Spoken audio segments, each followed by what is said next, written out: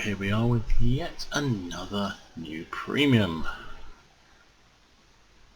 This is Gamer Dom, and I'm in my garage looking at the M46 Patton KR, which comes with this rather jazzy tiger motif, which is or tiger pattern on its armour, which apparently is authentic. There's a tank in an American tank museum which has exactly the same patterns on it, so you can't remove them, so you can't put any kind of camo on. A bit like the MX1357, which has that funny logo from the Wargaming League Grand Finals. So the question is, and I haven't been able to find out at all yet, whether or not this is camouflage for all seasons in the same way as that MX, the camo that you can't remove on that counts as camo on all regions. So one assumes it is, but you never know. So anyway, what are you getting here? It looks like a really nice premium, and it seems to be a trend at the moment for Wargaming that it used to be that the premiums were inferior versions of the main tech tree tanks that they were based on, and I guess that was sort of to try and keep this idea that it wasn't a pay to play kind of game, but if you wanted to pay some money you could get, you know, the bonus of extra credits, extra experience for your crews and so forth. But you didn't need to, and in return for these slightly inferior tanks you used to get premium matchmaking, which meant you never saw anything higher than one tier above you. So this being a tier 8 would only ever see a tier 9 maximum. For whatever reason they've scrapped that preferential matchmaking now, and so pretty much all the new tanks, in fact all the new tanks, not pretty much, they all do, have no limited matchmaking. So they're like a normal tier tank, in that this being a tier 8 could see a tier 10 match. And to sort of compensate from that, they've made the tanks better. So this is pretty much as good as the standard tier 8 Patton, Persian, whatever. So it's quite an interesting purchase. It's 1450 hit points, which is pretty standard. It weighs, in this configuration, 45 tons. Has an 810 engine power and a top speed of 48. So it should be very rapid. In fact, I would imagine that 48.3 top speed is probably sort of a capped top speed. I would imagine it should be able to go quicker than that, but it's not allowed to. So it's speed restricted. So 800 horsepower engine on a 45 ton tank. I'm expecting this to be very rapid and very nimble. 38 traverse speed is not bad. Armour, well, it's got 101 armour on the hull and the turret. Now it's not particularly angled on the turret, on the hull, sorry. So yeah, it's a bit flat. So I imagine that you can't, I mean, it's an American tank, and American tanks generally have comparatively weak hulls and good turrets. So I'm imagining, and that is a very well-rounded turret, really. So any shots off that 101 are likely to ping off, and that gun mantlet is pretty big, so you're going to get bounces off that for sure. So I'm imagining that this tank, like all American tanks, tends to be a very good hull down tank with a good mantle that bounces a lot of shots. But on paper it's 101 on both hull and front of the turret, 76 at the side, and the turret is also 76 at the back and 50 on the hull, so pretty bad there. that's, you know, interesting. View range is 390, which is okay. I've got a pretty good crew in here. It's my M4 crew that I've used forever. Probably my most well-trained crew now. Through to their on their fourth screw. Lucky them when it is Christmas. Fourth crew skill. So the view range is now up to 421 for these guys. So, you know, they should be able to spot things quite easily. But let's have a look at the gun, because after all that's one of the most important things on any tank. So it's a 90mm, which is a fairly standard ordnance for most of these American mediums. It has a 7.4 rate of fire, which is pretty good. 192 penetration with a standard round, and 240 damage, which is pretty reasonable. To carry APCR 243 penetration, which seems a little low. Most often these tanks have a considerably higher premium penetration than the standard round, but that one, yeah, it's 50 more or so, but I might have thought it'd be much higher. Still 240 damage. HE is only 45 and 320. HE is only really for using against waffles and finishing off very low health targets at this sort of level, I think, unless you've got one of those Russian big derp guns. Dispersion is 0.38 and aiming time 2.5, which don't seem too bad. 3.8 dispersion is pretty good. Aiming time 2.5 is a little high, but not too bad. So I've fitted on this rammer vertical stabilizers because that just helps with movement and turret rotation accuracy, 20% to that, which is useful. And I put vents because it just helps every skills there are on the crew. So on the face of it, this should be very nimble, very fast American medium tank. And it looks quite good as well. So there you go. So let's take it out and have a look and see what we can do with it. So here we are on the Pilsen map. It's actually the second game I've had with this tank. First one was atrocious. It was not because of the tank, I was just abandoned by my allies on one flank holding up against about 5 or 6 fast pushing heavy tanks, which was never going to end well, particularly when I was squashed by Artie. So anyway, let's see what we can do in Pilsen. This is a Tier 9 matchup. Drive straight towards the Leopard prototype, not sure. One of those, please give way, you give way, no I'll give way, we get in each other's ways moments. Never mind. Oh, excuse me, I've got a bit of a cold, I shouldn't sniff, very bad.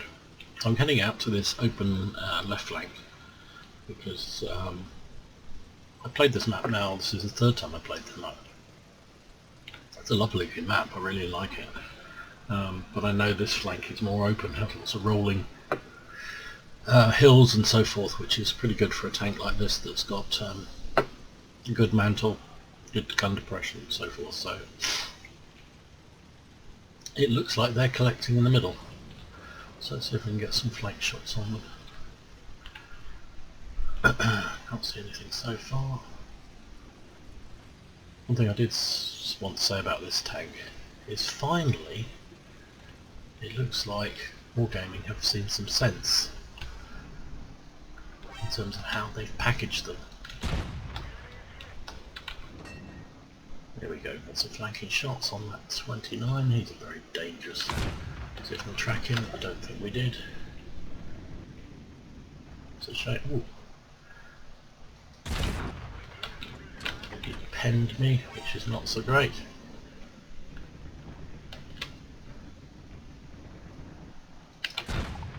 Can't pen him frontally, that's a bit of a bummer.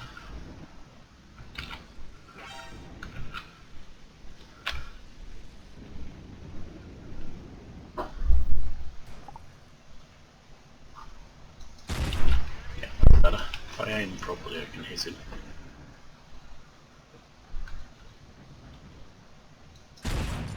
So I'm hitting him consistently there.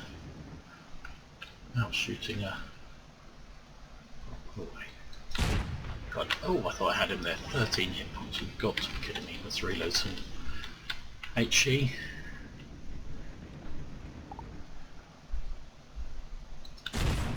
Oh, you're kidding me. I thought I'd kill him. Ah, somebody else got the kill. Okay.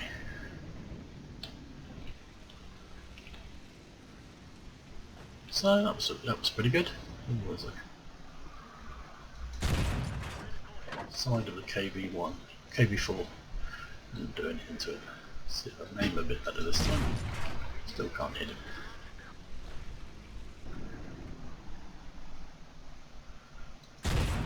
That's better. Some nice shots on this guy if he'll just stay still, be nice. Okay, anyway.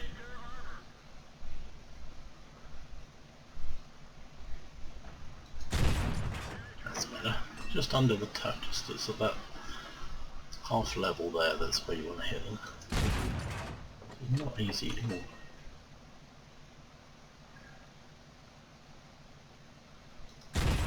Ah, someone else shot him. Okay, so it's not really showed off this great. But it's a nice looking tank, it moves quickly. I'm going to try and scramble around the back of these boys. Try and use its mobility. So I'm moving along quite nicely, 42,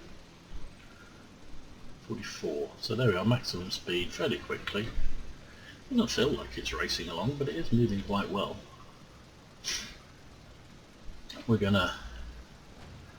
Beauty of this map, and I do like this map, I have to say it's only my third game on it, but I do like it because it's got an opportunity to flank things, to get use mobility. It's a big map, which is good. Which I also like. I get fed up with all these really tiny... I'm not going to get any more damage, am I? But I like the fact you can drive in and out of various... Oh, let's see if we can get this. 54 lightweight. Where do you go?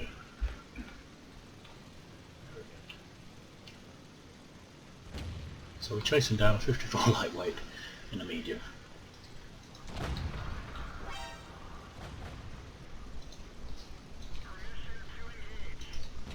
Ah, somebody else got him. I wanted to test out the firing on the move. I wafted the first shot and never mind. So yeah, we got in a good position. The enemy hadn't put anything out on that flank, on the open flank, and that was a mistake because it allowed me to come round and basically take apart that T29. T29's got a good gun, so the fact it could put shots straight through my turret, I suppose shouldn't have been a surprise, but I was hoping to bounce a few, but obviously didn't. So it's a third class mastery, various other bits and bobs there. Where did we finish on the team? Fourth on the team, 1700 damage. No kills because they kept getting injured, kept getting taken at the last minute from me. Everything was fired at range. So that's interesting. That gun obviously can fire quite well at range. 16 shots fired, 13 hits, 7 penetrations. It's not a devastatingly high penetration gun, but it's okay. You know, it's a medium. Mediums you should look to an opportunity like I did there to flank, to use the gun against people's side and rear armour. So that's the plan. Took 2 hits, both of which penetrated. But look at that, nice credits. Nearly 70,000 credits, 63,000 profit. Not to be sneezed at.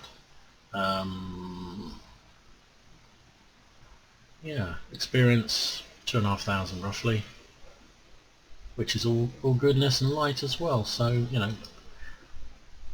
So quick correction after that.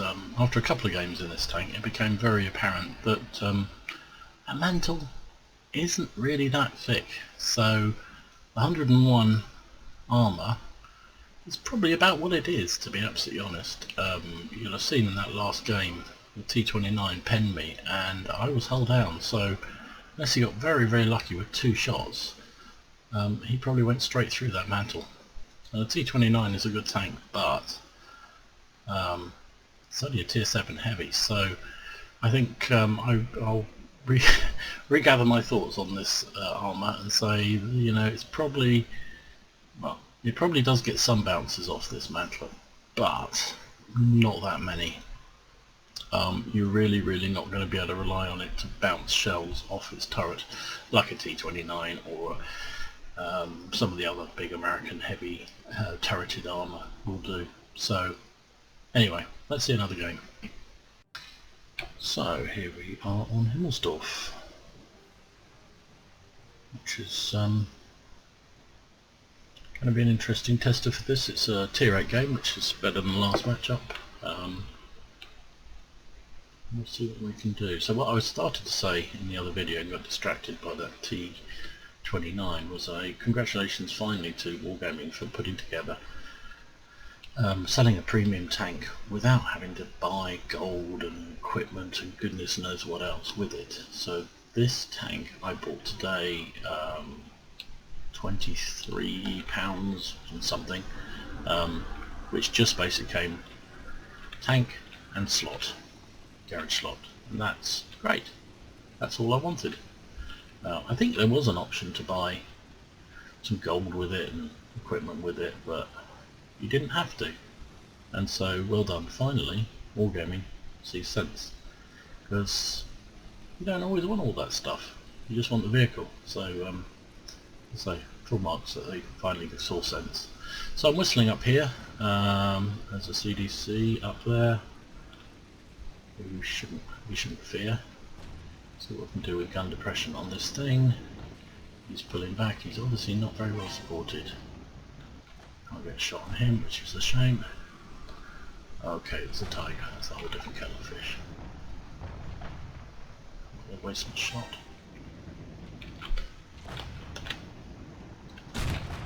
Yeah. Nice accuracy on this gun. Nice accuracy. I like it. So let's see if we're using the speed to get around here. Because is he looking the other way? He is. Straight through. I was trying to actually put it through his drive wheel, but I missed. I don't get my way. So we're hitting him hard. That tiger really doesn't know where the chill bust. Ah, I missed it. Oh, and I got hit by RT. Great. That was our own RT, wasn't it?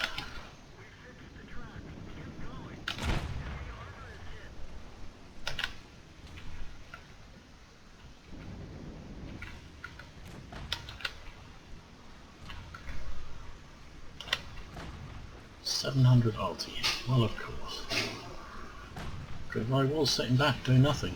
Of course. So let's put down here. I think it was one of our RT. I believe it.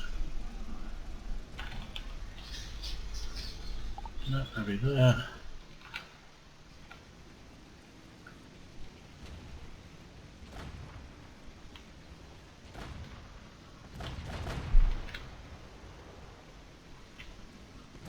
I was tempted to drop one in there, but didn't. So what do we got here? It was our own friggin' arty hit me in the rear. 750 damage, and now he's going to want help. Oh, tough titties, really. So let's see what we can do. We've got an AMX down there. Might put some premium ready to go, because I think we're going to need it. We need to clear these boys because they're going to cap us otherwise. And he's dead. That's good. Hit that CDC down the back there. Nope.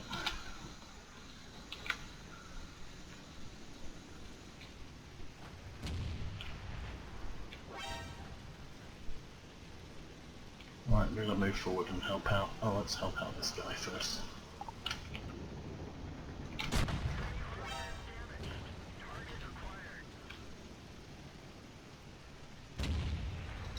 I'm on the move, nice. I'm not going to waste sugar as an H then.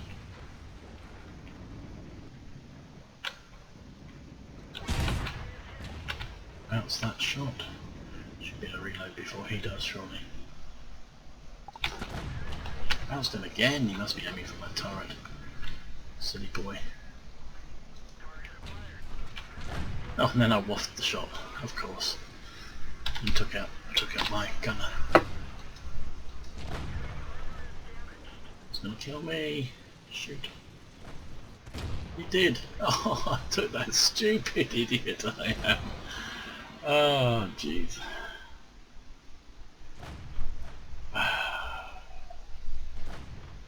Yeah, I was prat. I was an utter prat. I should have stayed there and shot at him. The moment I charged him, he killed me. And he should never have been able to do that. That was just stupid. So, idiot.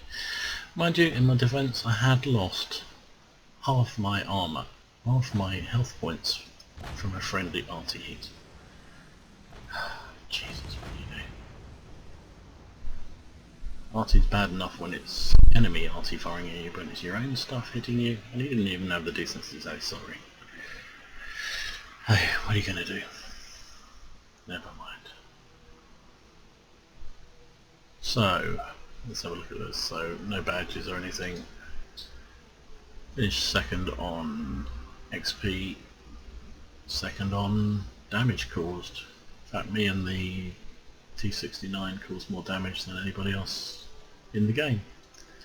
13 shots fired, 10 hit, 10 penetrations. That's because I was fighting Tier VIIIs primarily, and you got more of a chance. And I was using the mobility of the vehicle to get around flanks and so forth. See, 5 hits, 3 penetrations. The first 2 hits from that VK were clearly shot at my turret, which is why he didn't pen me or hit the mantle or something, because when he started far lower he was penning me. So that's what I thought. The armour on this thing is fine, reasonably okay in the turret. You wouldn't want to rely on it, but it's okay. But in the hull you're going to get penned.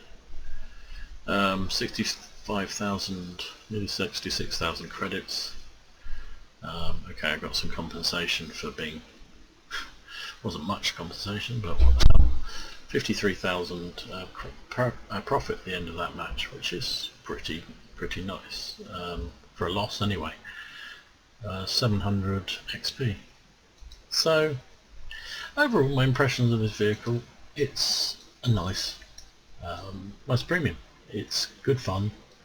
It's got some mobility, it's got some pace to it, which is good. Not a bad gun.